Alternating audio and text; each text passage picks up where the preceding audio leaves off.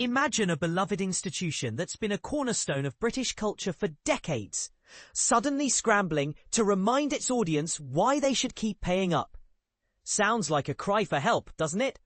The BBC, facing a massive financial bleed and public distrust, has rolled out what some are calling a desperate thank you campaign to win back viewers. But here's where it gets controversial. Is this heartfelt gratitude, or just a slick PR move to mask deeper issues? Let's unpack this story step by step, exploring the campaign, the criticisms, and the broader challenges shaking the broadcaster to its core. At its heart, the campaign is a straightforward attempt to spotlight the role of the TV licence fee, the mandatory payment that funds the BBC's operations, covering everything from gripping dramas to essential news broadcasts.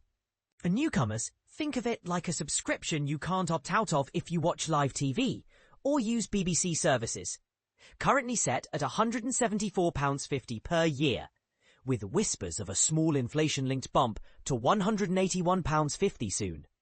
The BBC now flashes a screen between shows on live television, proudly displaying logos for its 6 main offerings: iPlayer for on-demand streaming, Sounds for podcasts and radio, News for updates, Sport for thrilling matches, Weather for forecasts, and Bite Size for educational bites, accompanied by a simple message: everything across the BBC is funded by you. Thank you. Then a voiceover chimes in after a programme wraps up, reinforcing, this and everything across the BBC is made possible because we're funded by you. Thank you.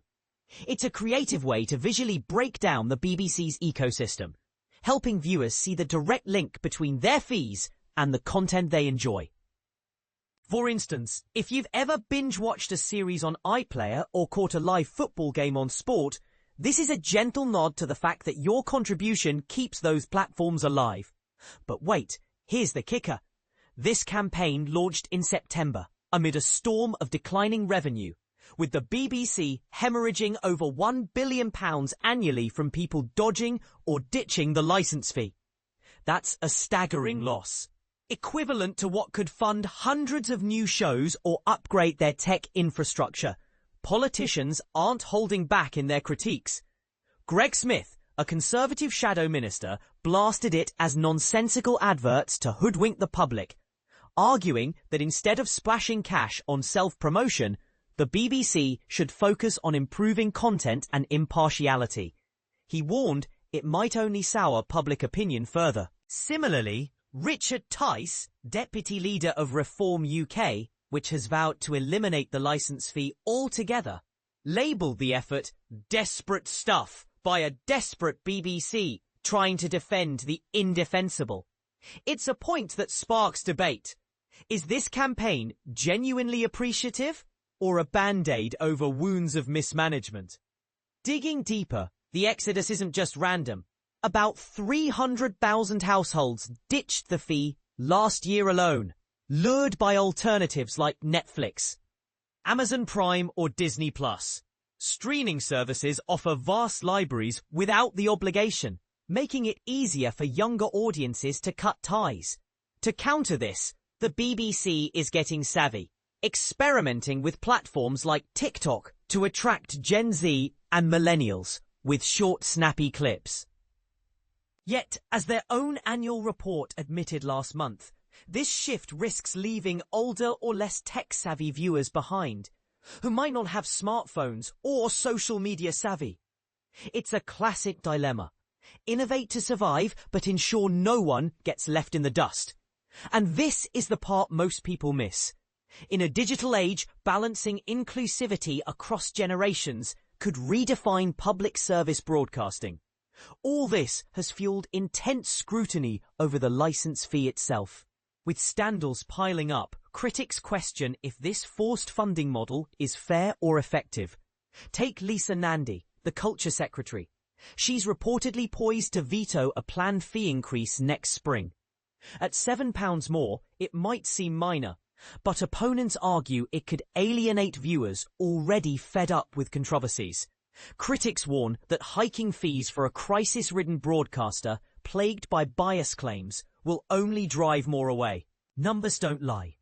License fee evasion has skyrocketed 62% in 4 years, from 6.95% in 2019-20 to 11.30% in 2023-24. That's millions choosing to risk fines over paying up, a trend tied to dissatisfaction and easier workarounds. The Telegraph's expose on internal bias memos revealed executives ignoring red flags, plunging the BBC into turmoil. A prime example? The editing of a Panorama documentary on Donald Trump's role in the January 6 Capitol riot. Footage was manipulated by splicing clips from his speech, exaggerating his involvement without disclosure.